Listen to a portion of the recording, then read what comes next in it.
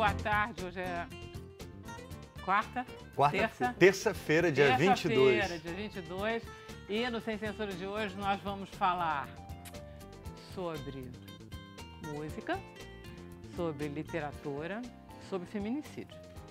Nossos convidados são a Marisa Chaves, que é assistente social, e ela é coordenadora do Centro de Referência para Mulheres da UFRJ. E ela vai nos falar sobre a violência contra as mulheres e sobre feminicídio. Nós estamos com Camila Oliveira, que é consultora de beleza, e ela foi vítima de violência doméstica e ela aceitou nos contar a sua história. Obrigada, Camila. É um prazer tê-la aqui. Prazer. Nós estamos também com Jaqueline Fernandes, que é jornalista e ela é autora do livro Na Favela, junto com Dáurea Gramático. E esse livro reúne histórias recolhidas em diversas comunidades aqui do Rio de Janeiro. Prazer em tê-la aqui, Jaqueline. Você fez as fotografias do livro também, não foi? Fui eu que fiz as fotografias. Muito bom. Nós estamos com Isabel Padovani e o baixista Ronaldo Sagiorato. Falei certo? Certíssimo. Ok. Ela é paulista, ele é gaúcho.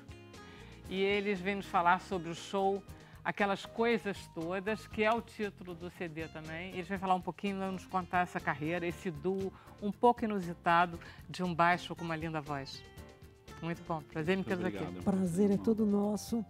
A gente está com esse duo já há 18 anos. Uau! A gente se conheceu em Viena, nós dois moramos em Viena um período. E nos conhecemos lá e lá começou o nosso duo. E é um trabalho que eu gosto muito, justo por causa dessa sonoridade um pouco incomum, né? Muito. E muito bacana. Muito Você lindo, ouve adorei o CD. cada instrumento bem direitinho. Vocês dois têm lindas vozes, os dois. Muito obrigada.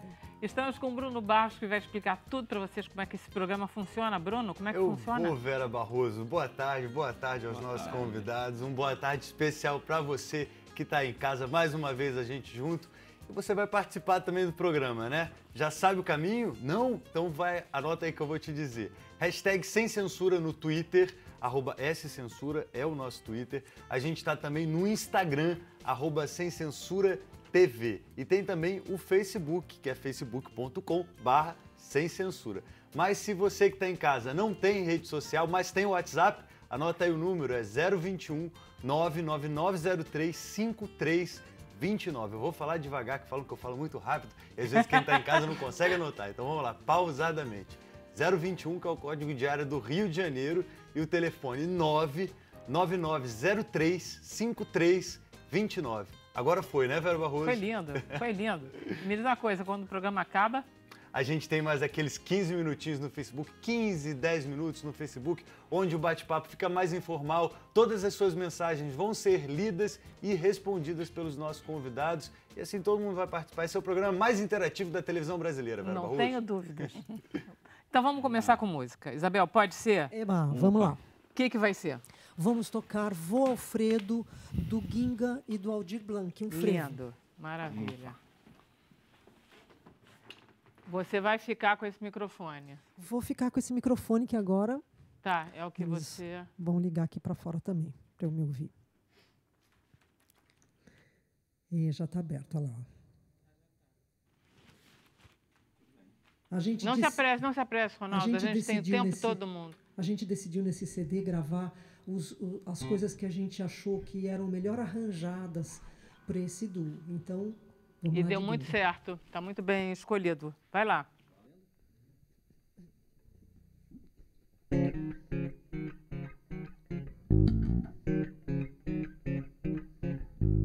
Vô Alfredo tinha febre só na língua do freio e danava dançar o frevo numa frição africana, uma macumba fremente que não se vê mais não. Minha língua se soltava do freio e falava em tesão. Ai, ai, como era bom pular no cordão, frente, chipifrão, recife, se fosse ciúmes, depô, frajola pra riba da gente, com seu frufru fricoteiro, um canhão de ketchup em onda de tubarão. Minha língua se soltava do freio e falava em tesão.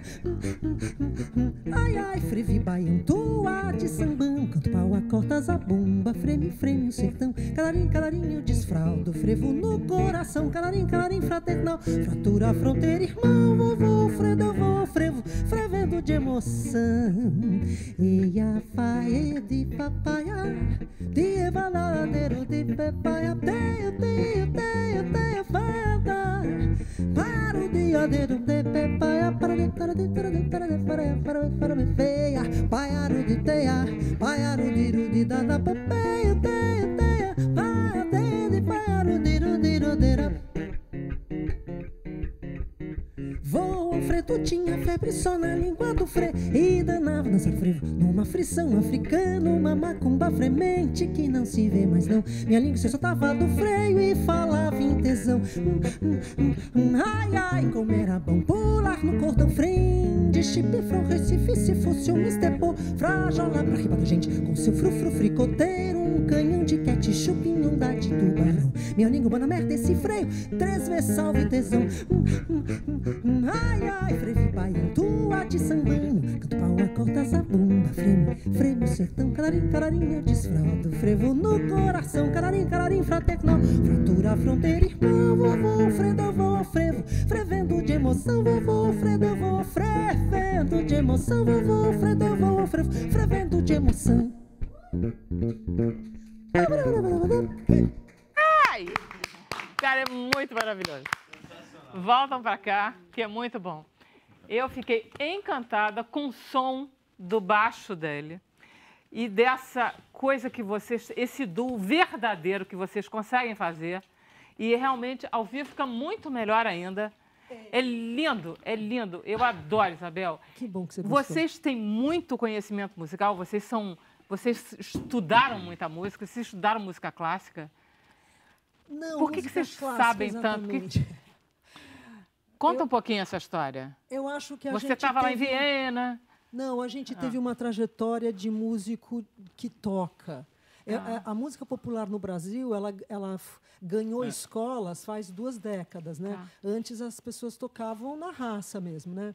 Então, eu também venho dessa escola aí, aprendi a tocar tocando no bar, tocando com músicos bons, e foi esse um processo, mas depois também fui para a escola. Tá, então, porque a tua voz é muito educada. Eu sempre te fiz aula de canto e tudo, mas não dentro da escola, né? Tá. A escola eu fui buscar realmente mais tarde, por exemplo, eu acabei de fazer mestrado agora, acho que até por um processo mesmo da educação no Brasil, de ter acontecido a escolarização da música popular mais recentemente, né?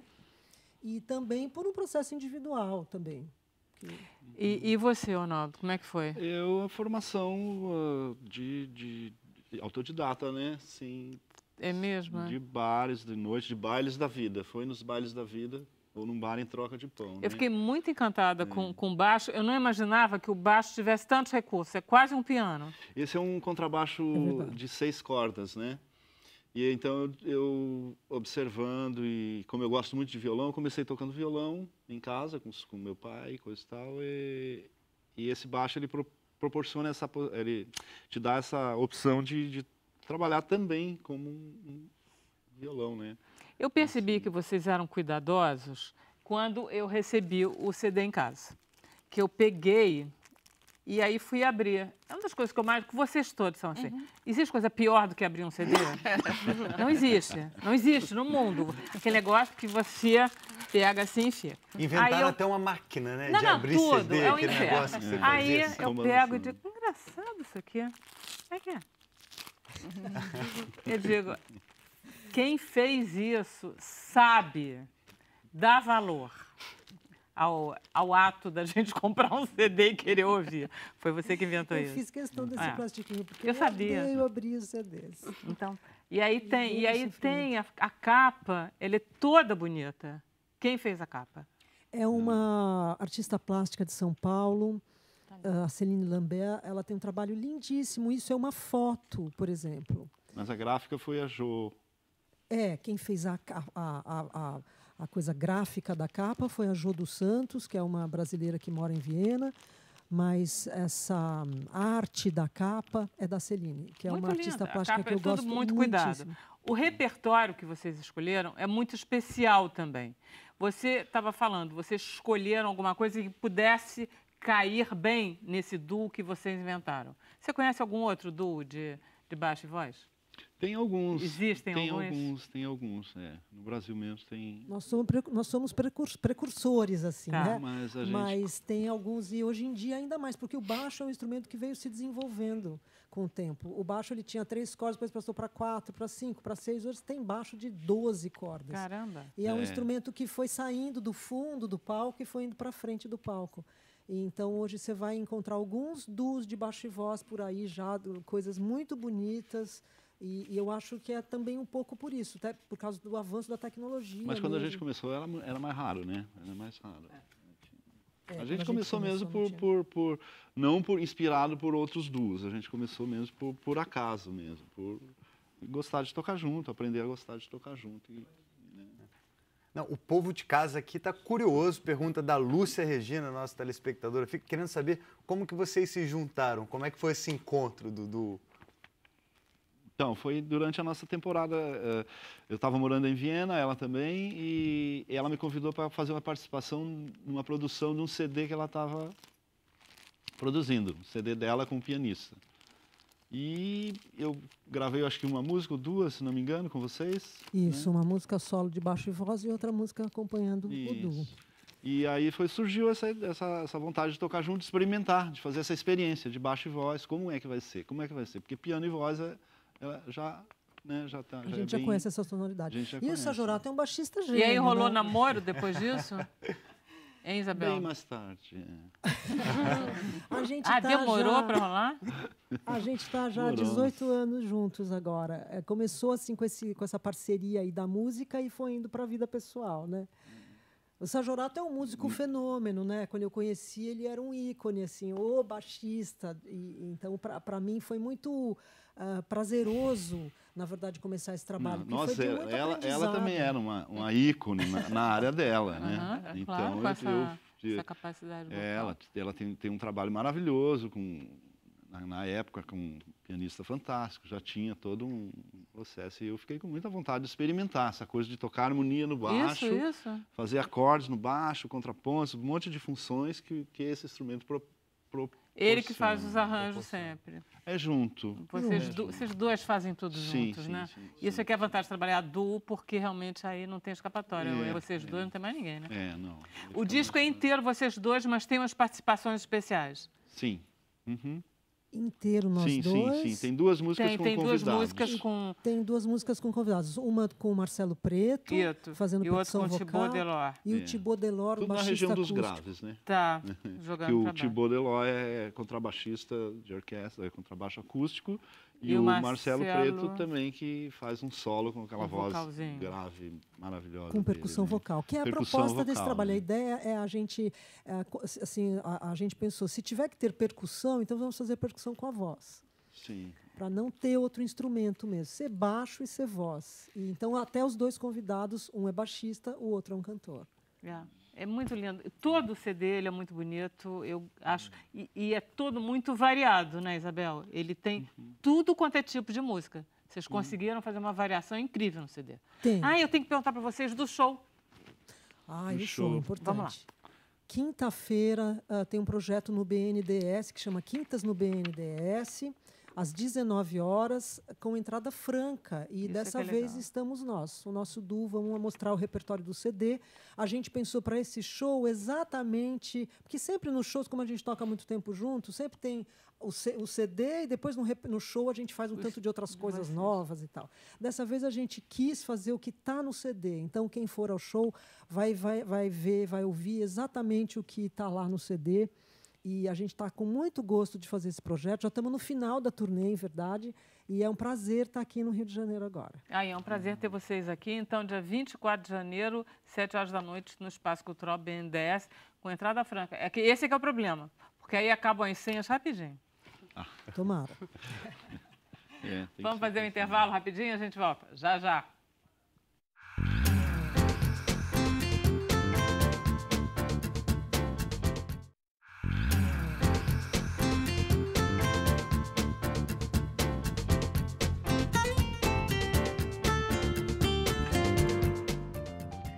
Então, estamos de volta, Bruno Barros, ao vivo. Ao vivo, Vera Barroso, ao vivo e cheio de elogios para vocês.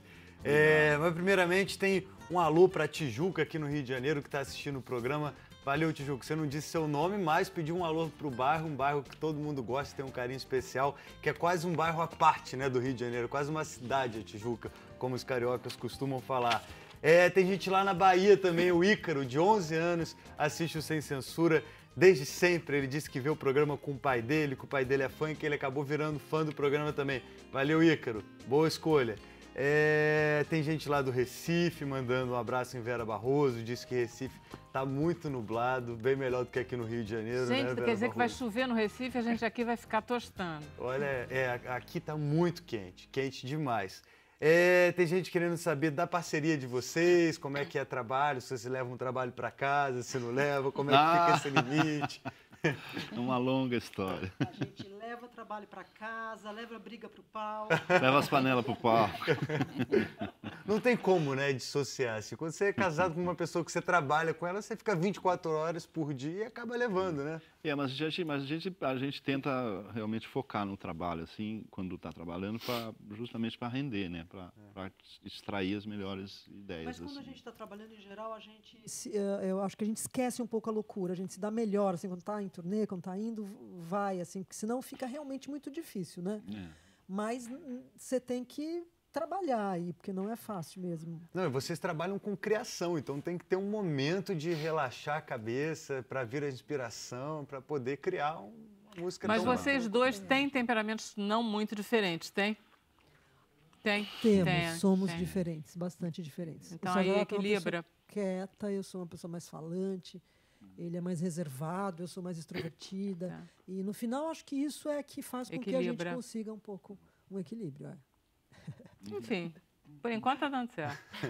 Por enquanto a gente está gostando. Por enquanto pode convidar a gente que a gente vai fazer show com o maior prazer pelo Brasil inteiro. Maravilha, isso Vamos rodar mesmo. essa estrada. Isso aí. Vamos então conversar com a Marisa Chaves e com a Camila. A Marisa, ela é assistente social e ela está ligada ao Centro de Referência da Mulher da UFRJ. E a Camila, ela sofreu um ataque pesado. Camila, você sabe, eu estava vendo os números. Em 2018, se não me engano, houve 586 denúncias mensais de violência doméstica. Quer dizer, infelizmente, a situação é muito mais comum do que a gente pode imaginar. Eu não sei como é que eu posso pedir para você contar um pouco a sua experiência, sem que isso seja uma nova violência com você. Sim, claro. Assim, eu fui casada com ele durante quase 10 anos, né? De 2 anos depois do casamento, ele já começou com as agressões, né? Começou com puxão de cabelo, que realmente é o que acontece em todos os casos. Se a gente for pesquisar, todas vão falar a mesma coisa. O puxão de cabelo? Sim, começa com puxão de cabelo, depois vem um tapa. E isso antes já vem te agredindo verbalmente, mas assim... E aí vai agredindo pesado, mas a mulher, ela por si própria, ela tem aquele sentimento de amor mesmo. A mulher, ela se entrega mesmo. E a primeira coisa que ela pensa é realmente... Porque depois das agressões, ele sempre chega dizendo que ama, que não vai fazer mais, que se arrependeu, que quer buscar tratamento, e é isso que a mulher faz. Ela acaba indo realmente batalhando para que ele se trate, né? Então, minha história começou assim também, como a de todas. E ele começou a me agredir muito. Tivemos uma filha, nós temos 2 filhas, né? Tivemos uma filha, minha menor de 6 anos, que é a que viu tudo, que estava comigo na hora. E ele começou a me agredir. Depois eu comecei a ver que ele começou a se envolver com drogas, né? Começou a usar cocaína. E foi vendendo tudo dentro de casa e foi acabando com tudo. Passou um tempo, ele parava, mas depois continuava. E sempre ameaçando. Se você sair de casa, eu vou te matar. Se você falar para alguém, eu vou lá na tua família, eu vou no teu pai, eu vou no teu irmão, eu vou fazer. Então, ele sempre ameaça a mulher para que a mulher se sinta coagida, entendeu? Aí ele não vai me pegar se eu fugir, mas ele vai pegar alguém da minha família. Então, eu me fechei assim, no meu caso foi assim. Então, eu me afastei da minha família e fiquei aguentando aquilo sozinha dentro de casa, eu e as minhas 2 filhas, que inclusive uma já é adolescente, tem 13 anos. Então, quando eu decidi sair de casa e as agressões já estavam absurdas dentro de casa, porque chegou um momento, quando eu voltei a trabalhar, porque ele não deixa mais você trabalhar, né? Eu voltei a trabalhar, voltei a estudar, e eu falei para ele que eu não queria mais uma pessoa que só me jogasse para trás, né? Então, ele começou a perceber e começou a dizer que eu estava fazendo tudo aquilo porque eu estava com outros homens. Chegou a um ponto de eu chegar para ele e falar, realmente estou com outro homem, sem eu estar. Eu falei, eu estou, então me deixa em paz, me deixa viver a minha vida. Mas aí, com o tempo, o homem ele conhece a mulher, ele sabe, né, a mulher que ele tem. Ele fala, você está mentindo e tal. E aí eu fui sair de casa. Ele foi trabalhar. E, aliás, eu fui trabalhar, quando eu cheguei em casa, ele tinha pegado todo o dinheiro do mês, tudo. E fora as outras coisas que eu vinha aguentando, né? E eu falei, chega, acabou. E eu fui abrindo, mesmo eu sofrendo as agressões, eu comecei a procurar grupos de mulheres que eram agredidas. Antes disso acontecer comigo, eu já estava fazendo postagens e eu já estava fazendo parte de grupos, desse tipo de grupo. Com certeza. E ele descobriu e ele falou que eu estava colocando ele como um criminoso e eu falei para ele, mas é isso que você é. E aí eu comecei a estudar sobre as agressões, que existia vários tipos de agressões, que eu podia denunciar ele por agressão verbal, por isso, por aquilo. Denunciei a primeira vez, né? Fiz tudo o que a justiça me mandou fazer. Eu representei, eu fui lá, levei as provas, eu esperei ele me deixar marcas, porque a Lei Maria da Penha, ela realmente fala que funciona verbal, funciona. Na prática, ela ainda não funciona. Você tem que chegar muito marcada, tem que chegar muito marcada para a própria polícia fazer alguma coisa. Realmente ver que né? você tá. Então, eu cheguei na delegacia, primeiro, você passa um constrangimento dentro da delegacia. Porque quando eu cheguei lá, ele simplesmente falou assim, fica aí, quando der eu vou atender você. Você foi na delegacia especial da mulher, a DEAN, que é a delegacia da mulher? Eu fui em todas. Eu fui em todas as delegacias, na primeira vez que eu denunciei ele. Primeiro eu fui na delegacia normal, me mandaram ir na DEAN. Fui, ótimo. Ele foi preso em flagrante, porque quando eu fui na delegacia, o policial falou que ia chamar ele para ter uma conversa. Mas eu não podia deixar ele ir na delegacia ter uma conversa, porque ele ia voltar e ia me bater. Então, eu falei para ele, então não precisa, deixa que eu vou resolver. E fui embora. Eu esperei ele me bater, fiquei toda roxa e pedi o meu pai, eu já tinha deixado o meu pai sobre aviso, e pedi, porque tem uma hora que não tem jeito.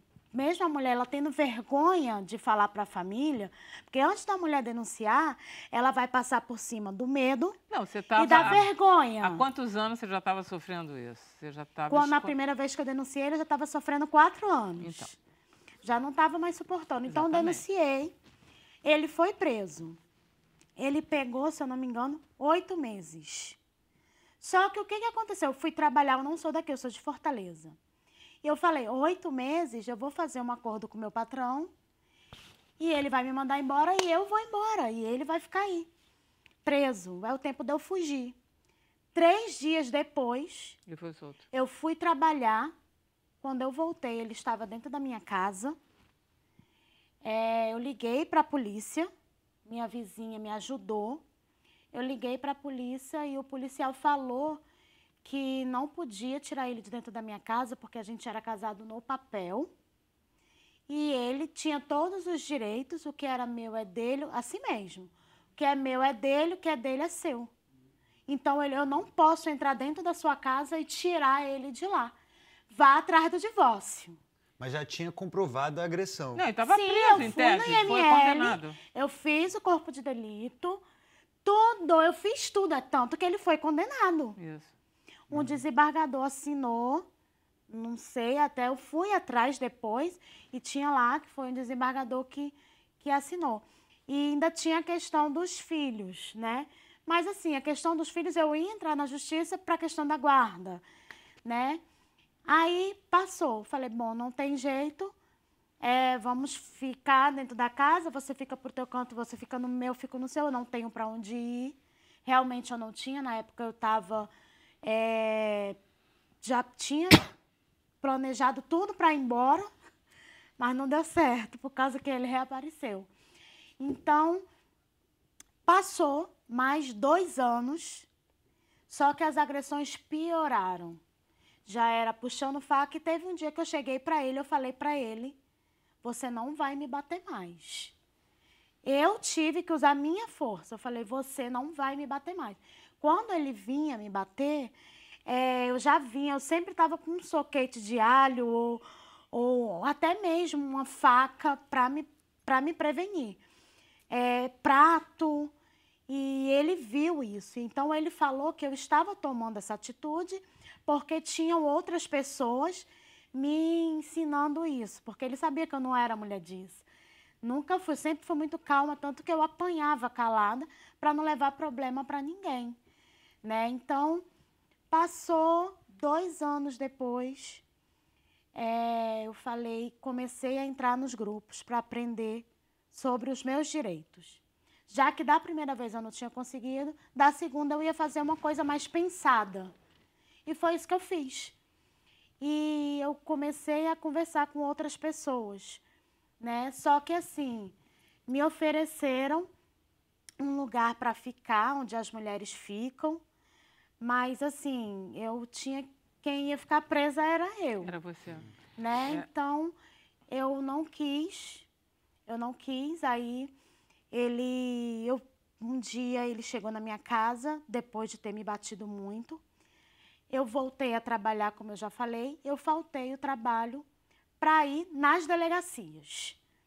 Eu fui na delegacia do meu bairro, eu fui em Campo Grande, só que quando eu cheguei em Campo Grande, não existe mais a DEAN de Campo Grande, que é aqui junto a todas as mulheres da Zona Oeste. Todos os casos iam para lá. Só que fechou a Delegacia da Mulher de Campo Grande, passou a atender na 43 DP. E aí eu fui lá também. Enfim, você não estava conseguindo Enfim, eu não nenhum consegui tipo nada. de... Até que ele fez esse último ataque. Quando eu fui embora, aí eu falei para ele, vou sair de casa. Tá. Você não vai, eu vou sair. Eu saí.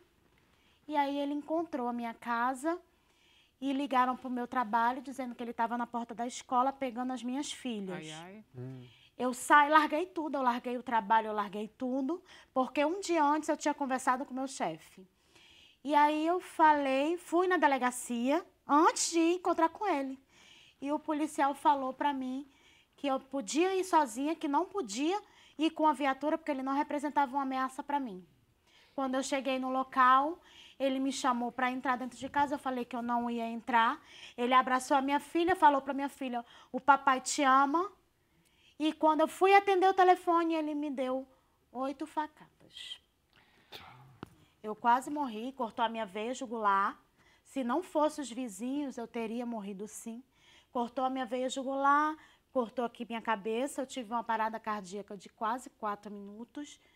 Eu fiquei em coma por um tempo. Isso foi em que ano, Camila? Foi agora, em setembro de 2018. Você é uma sobrevivente. Sim. E aí eu falei, e muitas pessoas falaram, você tem que passar por um tratamento, porque você vai entrar em depressão, não sei o quê. Eu falei, não vou. Eu vou procurar os meus direitos e é isso que eu estou fazendo, porque ele ainda não foi condenado. Ele está preso. Eu acho Mas que você vai demorar tá- um pouco para Vai. isso. Porque o feminicídio, né, é um caso... Graças a Deus, agora é um crime hediondo. Isso. Graças a Deus, alguém olhou, lutou por isso. E é um crime hediondo.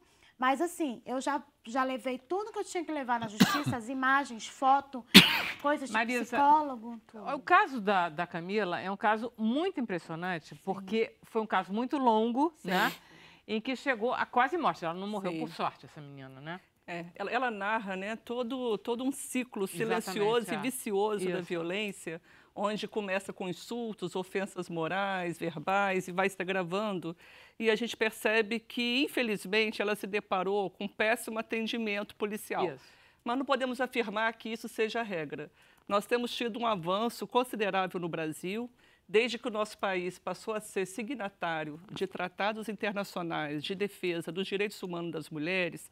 O Brasil ele foi chamado a atenção em corte internacional pela ONU de ter que rever a sua legislação penal. Isso. E há 12 anos atrás aprovamos a Lei Maria da Penha, a Lei 11.340, e muito recentemente, né, em março de 2015, aprovamos a Lei do Feminicídio, que é uma qualificadora do crime de homicídio praticado contra as mulheres e que muda radicalmente o tratamento penal.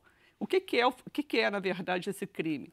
É quando um homem ele assassina uma mulher ou tenta assassinar essa mulher pela sua condição de mulher, seja nas relações íntimas, baseado na violência doméstica e familiar, ou nas relações não íntimas, em função do menosprezo ou da discriminação pela condição de mulher.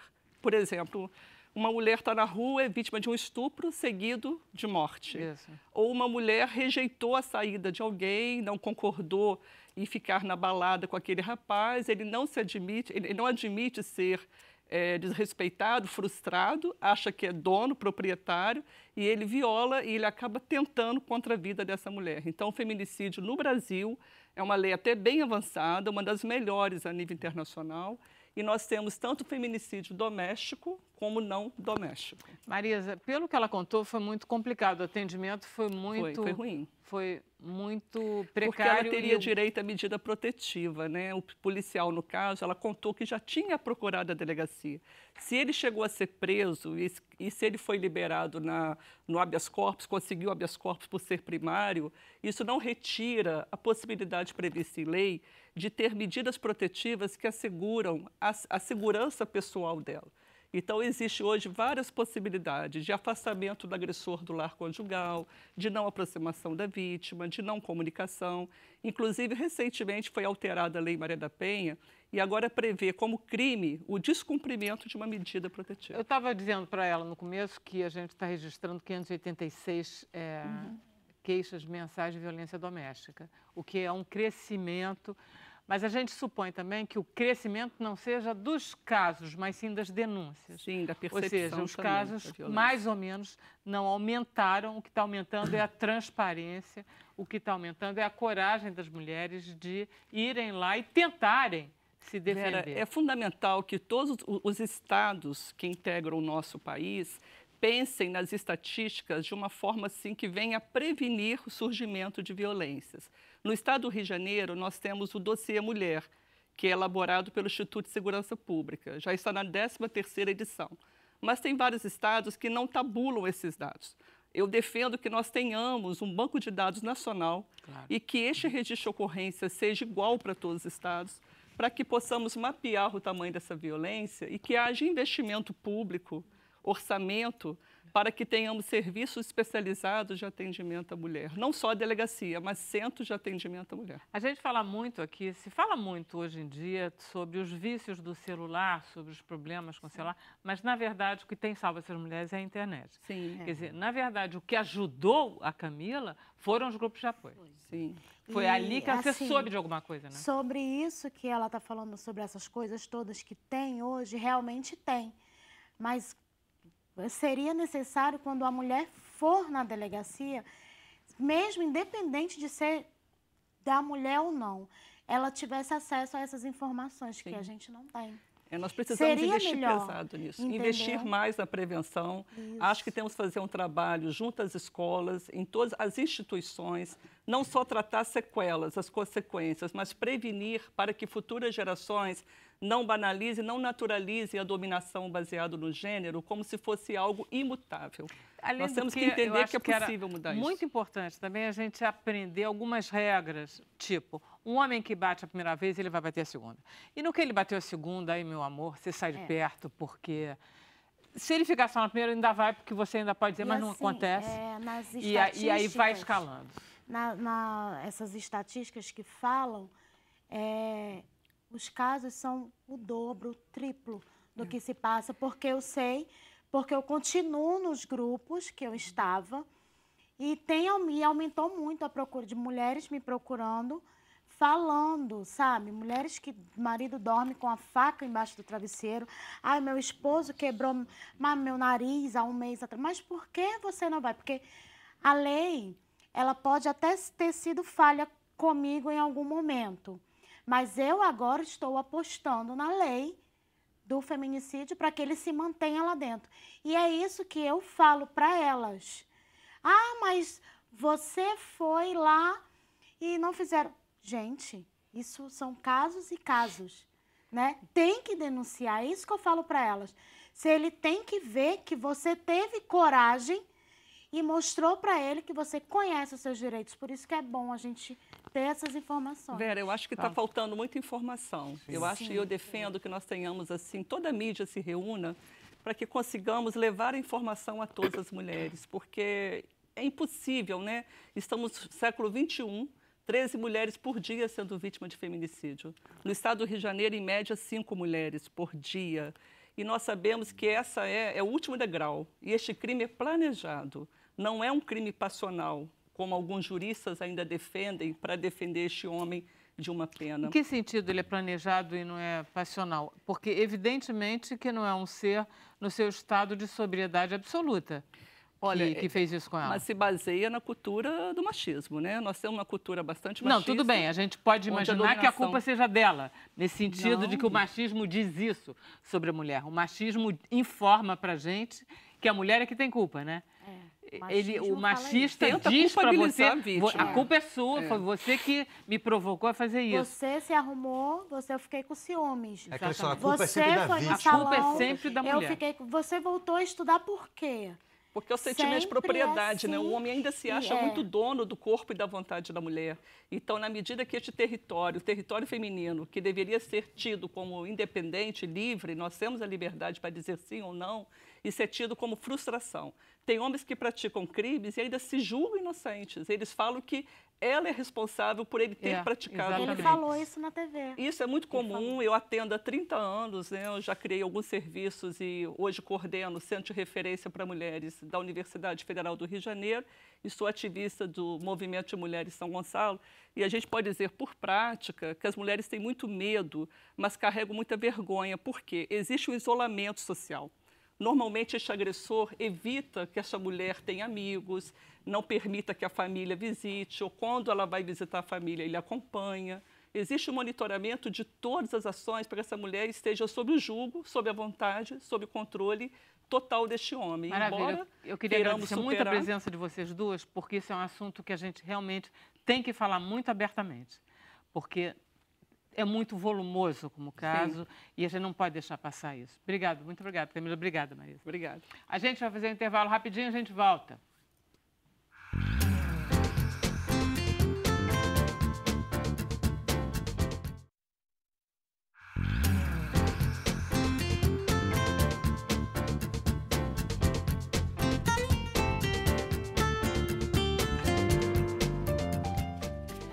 Obrigada, estamos de volta, Bruno Barros. De volta, Vera Barroso, e com muitos relatos aqui, comentários, gente impressionada e também incentivando o seu relato e achando super importante, falam de lugar de fala também. Tem uma mensagem da Deise Abreu aqui do Rio, ela fala: boa tarde, eu acredito que quando as mulheres denunciam, parece que teve um aumento. Porém, o que acontece é que muitas mulheres tiveram a coragem de admitir o que elas passam dentro de casa, né? Por isso que é importante você vir a uma televisão e falar sobre isso, porque às vezes tem uma pessoa em casa que está passando por uma coisa parecida com a sua, talvez num nível tão grave, mas que pode chegar até lá? Vai chegar, com certeza, porque o agressor, ele não vai para ali. Ele tem que ver que ela tem coragem, ela precisa passar por cima do medo, porque realmente o medo é aquele negócio do homem chegar perto de você, você já tremer toda de medo. Paralisa. Medo É paralisa. assim. Então você tem que passar por cima do medo e da vergonha, porque vão te apontar, mas você está correndo atrás do teu direito. Você É está um correndo direito atrás da seu, sua é o vida, né, teu Camila? direito. Porque você Tua poderia ter vida, morrido. Isso. É a tua vida e ele não vai parar só no bater. É isso que a gente, como ela falou, está aumentando os casos de denúncia porque as mulheres estão tendo a coragem de denunciar. A lei, ela está ficando mais forte e as pessoas estão vendo isso como a questão do feminicídio, né? Se tornou um crime hediondo. E isso é muito bom, porque elas vão se encorajar mais. Isso. A ir Com lá certeza. e ter certeza de que vai ter uma punição.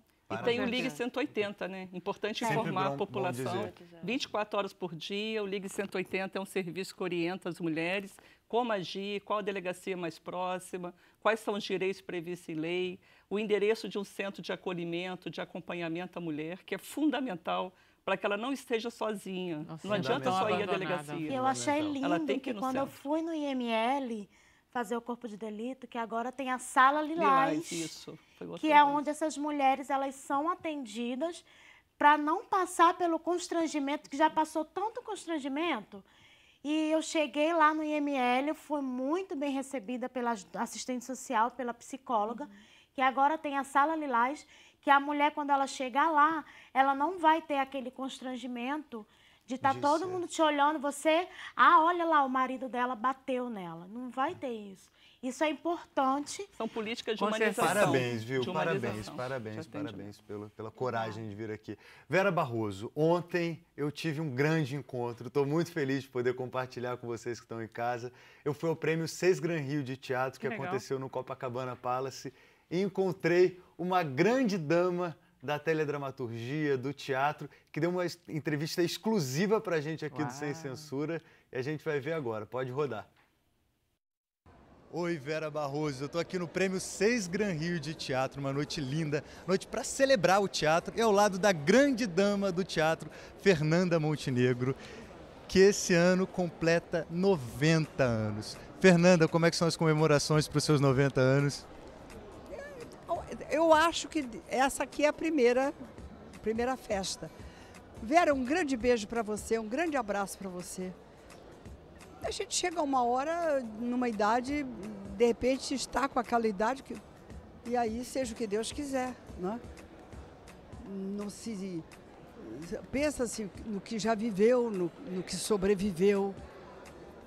Muitas horas, muitas mudanças, muitas perdas, muitos ganhos, né? Enfim, estou à sua disposição. Fernanda, qual a importância dessa noite, celebrar o teatro carioca, qual que é a importância para a cultura de uma noite como essa? Eu acho que é um agradecimento ao Seus Gran Rio, ao professor Serpa, porque isso é absolutamente, no momento, único. A nossa cultura, em geral, está ausente, os cuidados com essa cultura. No setor de teatro, então, é um salve-se quem puder, né? A cultura virou uma espécie de perda de tempo, de dinheiro, tem sempre essa conversa de que tira o pão do pobre, tira a saúde do doente, o atendimento, não é? É possível que isso também resulte em muita xingação pela internet, tudo bem, mas é a época que se vive, não é? Então, acho que uma festa como essa é que a gente se engalana, a gente vem bonita. É um momento de tal excepcionalidade que a gente bota a sua roupinha, a sua joinha e vem. Isso aqui é muito bonito, isso aqui é meu, mas não é o que vocês pensam em ouro, em brilhantes, não, mas é bonito. É muito elegante. A Fernanda, inclusive, está muito elegante hoje, como sempre, né? Como sempre. E, Fernanda, você é a grande homenageada dessa noite. O teatro é homenageado, porque eu não estou sozinha. Hoje há uma distribuição de prêmios para quem resistiu, para quem veio e colaborou, sobreviveu. Aliás, essa palavra é uma palavra que atualmente eu repito muito. Então não é uma festa minha, pelo amor de Deus. É uma festa de uma arte, de uma profissão e de uma força de resistência. Um abraço grande, viu, Vera? Um beijo muito grande. Obrigada. Que maravilha, que coisa maravilhosa essa mulher. É uma grande mulher, dama, gente, vou dizer para vocês, mulher é o máximo. Desculpem. Desculpa, não. Você também acha, não Concordo acha? plenamente. Muito Vera, bom. eu só queria fazer um agradecimento breve à Fabiola e à Letícia da Seis Gran Rio, que fizeram um trabalho magnífico ontem, que foi muita força pra gente, deram muita força, e a TV Globo que liberou esse trechinho aqui pra Fernanda falar pro Brasil. O Brasil agradece, valeu, Globo. Valeu, Fernanda, muito lindo. Olha só, vamos conversar então com a Jaqueline Fernandes, que junto com a Dáurea Gramático, que nós gostamos muito, nossa querida jornalista Dáurea, está lançando esse livro. Já lançaram? Foi no final de... Já lançamos na sexta-feira em Botafogo. Maravilha. A ideia de vocês qual foi? A ideia partiu da Dáurea, né? Ela foi muito tempo jornalista de rádio e ela subia muitas comunidades para fazer as pautas, para fazer as matérias, né? E ela passou por uma determinada situação e ela pensou assim, acho que isso dá um livro. E ela aí começou a documentar os acontecimentos, né? E ela ficou com esses acontecimentos guardados, documentados, e ela me chamou para escrever o livro junto com ela. Por que ela chamou você especificamente? Porque eu, como moradora de comunidade de favela, né? Eu trabalhei com ela, ela sabia que eu era moradora de uma favela na Ilha do Governador, denominada Bugiug, popularmente conhecido como Bugiug, mas oficialmente a Nossa Senhora das Graças. E aí ela me chamou porque ela sabia que eu tinha uma visão de moradora. E você também é jornalista e fotógrafa. E fotógrafa. Eu trabalho no Voz das Comunidades, né? Renê Silva. Do Renê Silva, que já esteve aqui também. E aí ela sabia que eu tinha uma vivência e também, como jornalista, como comunicadora, teria um quê a mais no livro. Vocês escolheram todas as histórias? Sim, sim. Umas histórias, a gente teve que mudar o nome de uns personagens para não expor, né? Mas as histórias foram escolhidas, outras vividas, né? E os relatos são verdadeiros. São só relatos verdadeiros e são relatos de cotidiano. De cotidiano. E vocês quiseram dar toda uma espécie de panorama de tudo que acontece numa comunidade. Geral. Né? Em todas o que tem de comum. Então, o tráfico, a violência, o tiroteio, as crianças, tudo isso vocês quiseram e sai um panorama lindo. Tem histórias deliciosas, mas tem um lado que não tem um caráter nem documentário, não tem um caráter sociológico, tem histórias humanas, não é isso? A ideia do livro é que seja de linguagem fácil, né? Seja de linguagem acessível para as pessoas também. A favela, quando você sobe a favela, você entende o que é a favela, né? Você entende que aquele mundo é um mundo particular, mas também está dentro, né, da cidade. E quando a gente quis escrever o livro, a gente quis colocar numa linguagem fácil, acessível. Eu hoje estava vindo para cá, uma pessoa falou que leu o livro em um dia. Assim, é uma delícia de ler. E ele é muito fácil de ler. E assim, as histórias, pelo menos para mim, a Dáurea, como jornalista, escreveu uma parte mais documental mesmo, de relatos de violência. E a minha luta, a minha batalha, é que a favela não seja vista somente como uma área de violência, e sim como uma área plural, uma área que as pessoas elas são diversas, né? E que as pessoas olham para mim e falam, mas você não nasceu na favela. Porque existe um estereótipo do que é o favelado. Vocês falam também que vocês gostariam muito que esse livro fosse lido por estrangeiros, como se ele fosse um guia. Sim, sim. Inclusive, estrangeiros já adquiriram o livro também, né? como vai ler, eu vou ver se eu faço a tradução, né? Mas, sim, a gente quer fazer... Porque, assim, lá fora tem muito... a favela pode ser ligada ao samba, ou ao tráfico, ou ao funk, mas é muito mais do que isso, né? Existem as histórias pessoais, particulares, de dentro das comunidades que vale a pena ser colocado. Porque, para mim, é muito comum, né? Para mim, é muito comum uma briga de vizinho. Deixa eu pedir para você contar rapidinho, tem mais 1 minuto só de programa, porque depois no Facebook a gente conta mais. Mas tem uma história adorável, que é um garoto que é evangélico e que tem um amigo, o Breno e o Leonardo, e eles meio que estão se despedindo de solteiro, assim, e eles vão, sem querer, para um baile funk. Isso. E aí, o que acontece nesse baile funk? Nesse baile funk, o Breno, ele é... Se eu não me engano, claro, se eu não troquei os nomes. Claro. Eles vão para o baile funk e lá nesse baile funk o Breno é evangélico, a despedida de solteira dele, ele não pode, né? Ele é todo certinho, mas ele olha a menina lá, ele se encanta por uma menina e aí ele descobre que é a namorada do traficante. Aí quando olha o traficante, qual é? Aí ele falou, agora eu morri, né? Agora eu vou morrer. Aí, só que o traficante conhece ele da igreja. Porque é muito comum o traficante também frequentar a igreja. Aí olhou, Breno, o que você está fazendo aqui? Aí ele ficou mais preocupado do fato dele estar lá, porque era despedida de solteiro. Que a noiva dele era da igreja. Do que perder a vida porque estava paquerando a namorada do Isso foi uma dos relatos e uma das histórias. Maravilhoso. É só para dar um gostinho, para ver como as histórias são deliciosas. O livro todo é assim. Obrigada, Jaqueline. No Facebook a gente conversa mais um pouco. Queria agradecer esses maravilhosos convidados. Muito obrigada. Amanhã a gente volta às 5h30. Vou propor a vocês a gente acabar em homenagem às mulheres, hein?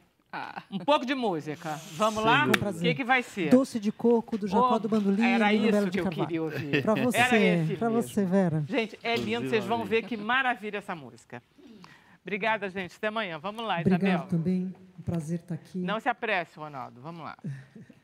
Quinta-feira, 19 horas, no Espaço Cultural BNDES. Show, aquelas coisas todas. Venham.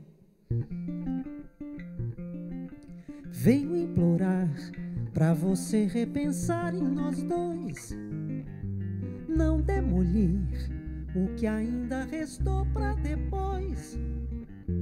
Sabes que a língua do povo é contumaz, traiçoeira, quer incendiar desordeira, atear fogo ao fogo. Tu sabes bem quantas portas tem meu coração e dos punhais cravados pela ingratidão. Sabes também quanto é passageira essa desavença. Não distrates o amor. Se o problema é pedir e implorar, vem aqui, fica aqui, pisa aqui nesse meu coração que é só teu, todinho teu. O escurrace faz dele de gato e sapato, o infernizio ameaça, pisando, ofendendo, desconsiderando, descomposturando com todo vigor. Mas se tal não bastar, o remédio é tocar esse barco do jeito que está, sem duas vezes se cogitar. Doce de coco, meu bom bocado, um pedaço de fato, és um esparadrapo que não desgrudou de mim.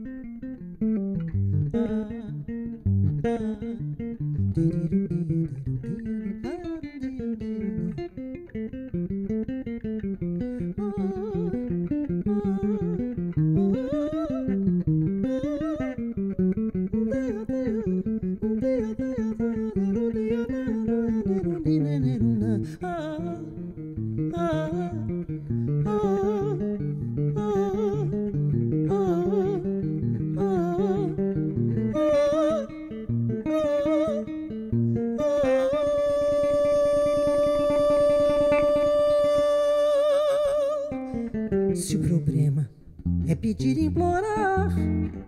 Vem aqui, fica aqui, pisa aqui nesse meu coração que é só teu, todinho teu. O escurrace faz dele de gato e sapato inferniza. E o ameaça, pisando, ofendendo, desconsiderando, descomposturando com todo vigor. Mas se tal não bastar, o remédio é tocar esse barco do jeito que está, sem duas vezes se cogitar. Doce de coco, meu bom bocado, meu bom pedaço de fato, és um esparadrapo que não desgrudou de mim. Ai, adeiro de beiro, de vaiaro, deiro, deiro, de vaiaro, de vaiaro, de vaiaro, deiro, deiro, de vaiaro, de vaiaro, de vaiaro, diró.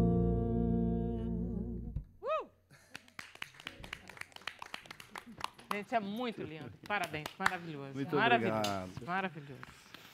Lindo. Ouviria 3 vezes seguidas, mas você ficaria um pouco cansada. Vamos pro Face, quer dizer, já estamos no Face. Estamos no Facebook, Bruno, estamos. Mas, ó, muitos elogios aqui. Tem Gabriel Menezes falando que o encerramento foi lindo, que a Isabel fez lembrar Elis Regina na forma de cantar. Já te falaram isso? Aí, sempre a gente, assim, tem as cantoras, elas acabam, né, sendo tão fortes na vida das pessoas que sempre tem alguém assim lembrando de alguém para te fazer uma referência. E eu acho ótimo. Imagina cantar como Elis Regina, né? Dera eu. Olha, mas tem elogio também, tem elogio pro baixo. Roberto Teixeira de Freitas fala, mas que baixo bem tocado, hein? Muito obrigado, Roberto. Muito obrigado. Vera, aí tem relatos aqui. Tem relatos de violência doméstica. Eu trouxe um daqui da É Maria... impressionante, né? Como levanta mesmo, né? Você fala... Eu recebi alguns. Eu separei alguns aqui. Começar pela Maria Eugênia Caca Zilioli. Ela fala, boa tarde, eu também sofri violência doméstica. Quando eu denunciava, era questionado. O que a senhora fez para apanhar? Nesse tempo não tinha delegacia da mulher. Ela disse que hoje tem 70 anos e tem trauma disso. Quer comentar? Sim, é fundamental que uma pessoa que passe por experiência traumática possa procurar ajuda num centro especializado de atendimento à mulher. Nós temos tido, assim, a falta de investimento público. Nós temos tido vários centros de atendimento fechados pelo Brasil afora. E eu espero que essa política receba novos investimentos para que nós tenhamos serviços gratuitos com abordagem social, psicológica e jurídica, para que essa mulher perceba que ela não está sozinha, que aquilo que acontece ou que já aconteceu não é culpa dela e que ela pode se fortalecer e elevar sua autoestima se ela tiver o suporte necessário e perceba que esse problema é de todos, é de toda a sociedade. Então, ela certamente não encontrou uma delegacia especializada, porque elas só existem há 30 anos no Brasil. Ela não encontrou um centro de atendimento, porque as prefeituras do Brasil inteiro não consideravam importante investir na implantação de serviços como esse. Só no estado do Rio de Janeiro nós temos 38 serviços de atendimento à mulher. Então, a Maria Eugênia passou por uma situação muito mais difícil, os traumas ficam se não forem tratados. Mas os serviços recepcionam mulheres que já sofreram violências no passado e que ainda apresentam agravos, sequelas decorrentes das violências vivenciadas. Marisa, me diz uma coisa, você também, Camila. Um homem que não acredita numa mulher, quando uma mulher diz, eu apanhei, me bateram, eu sofri violência... eu teria tendência a dizer que esse homem que desmerece isso é um homem que bate mulher. Normalmente ele está reproduzindo, é porque ele acredita que aquilo é inverídico. Então ele corrobora, não, eu ele acho que fortalece ele essa diz que não é misógina. verídico porque ele bate mulher. Certamente ele é um defensor desse sentimento de propriedade, né? De tratar a mulher como objeto de um homem, né? Então, acredito que tem grande chance deste homem, deste policial, ou qualquer servidor que não trate a mulher e não acredite nessa mulher, desacredite, é porque justamente reproduz, é um agressor. Tem grande chance de ser um agressor.